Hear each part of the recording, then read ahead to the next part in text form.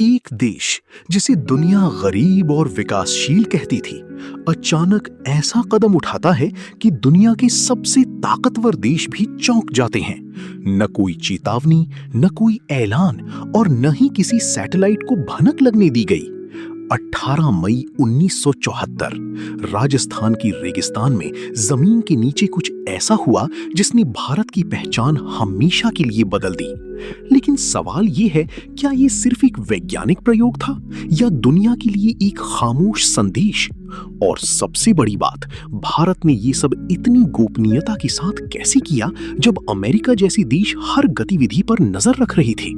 ये कहानी है ऑपरेशन स्माइलिंग बुद्धा की। 1960 का दशक था। दुनिया दो हिस्सों में बटी हुई थी, अमेरिका और सोवियत संघ। शीत युद्ध चल रहा था और परमाणु हथियार ताकत का सबसे बड़ा प्रतीक बन चुके थे।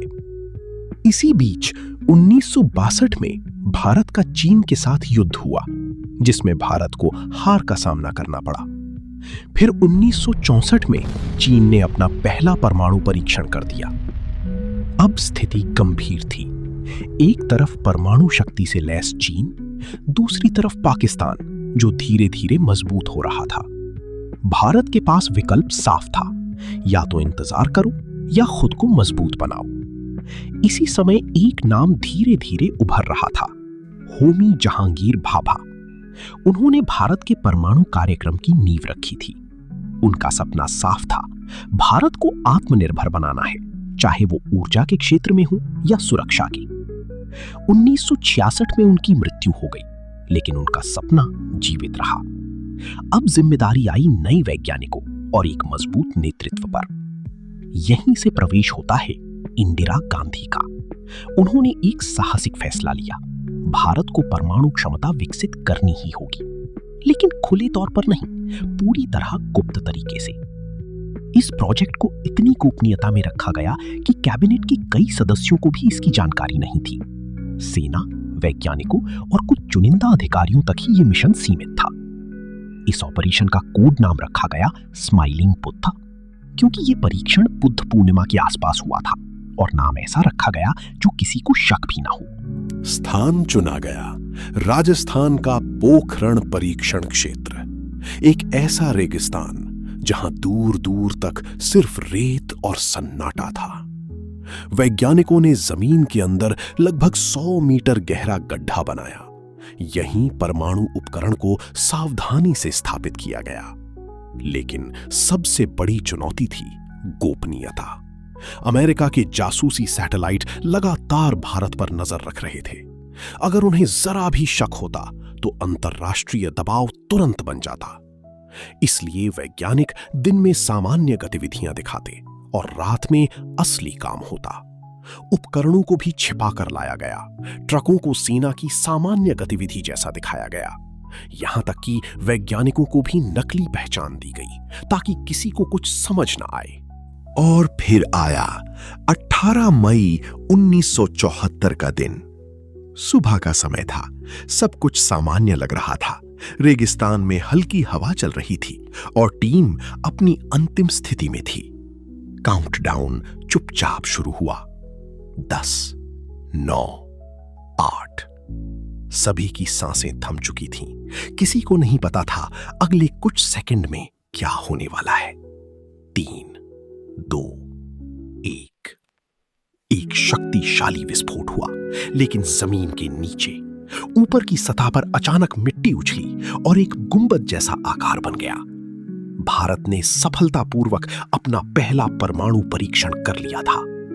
इस परीक्षण की क्षमता लगभग 8 किलोटन टीएनटी के बराबर मानी जाती है, यानी एक नियंत्रित विस्फोट, जिसे आधिकारिक रूप से शांतिपूर्ण परमाणु विस्फोट कहा गया।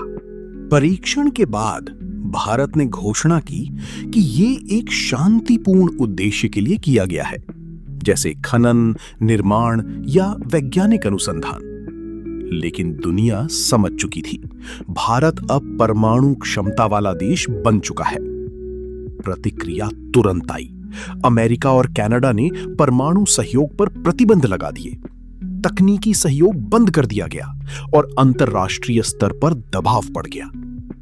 इसके बाद एक समूह बना, न्यूक्लियर सप्लायर्स ग्रुप, जिसका उद्देश्य परमाणु तकनीक को नियंत्रित करना था। लेकिन भारत ने अपनी नीति साफ रखी।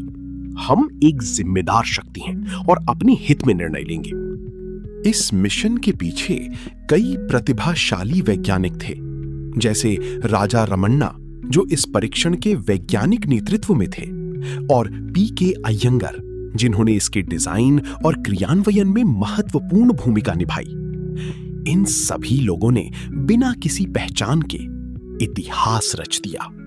ऑपरेशन स्माइलिंग बुद्धा सिर्फ एक परमाणु परीक्षण नहीं था, ये एक संदेश था कि भारत अपनी सुरक्षा और संप्रभुता के लिए खुद निर्णय ले सकता है।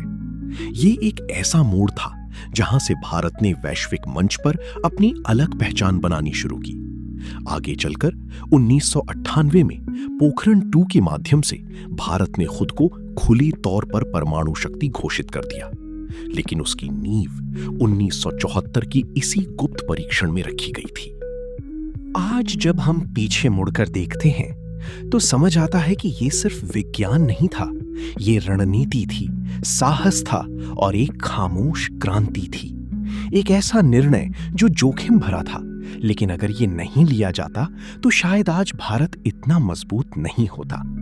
तो अगली बार जब आप पोखरण का नाम सुने तो सिर्फ एक रेगिस्तान मत सोचिए, सोचिए उस जगह के बारे में जहां भारत ने बिना शोर किए दुनिया को अपनी ताकत दिखा दी।